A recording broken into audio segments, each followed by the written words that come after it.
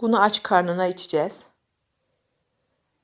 3 gün içtiğimiz takdirde öksürüğümüz geçiyor. Ben denedim ve her zaman da kullanırım bunu.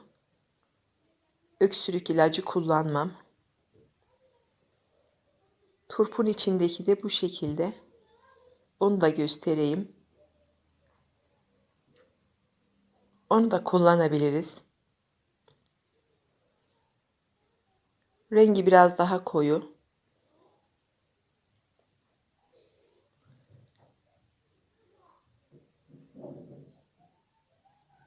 Sularımızı bardaklara alalım ve içebiliriz. Artık içime hazırdır.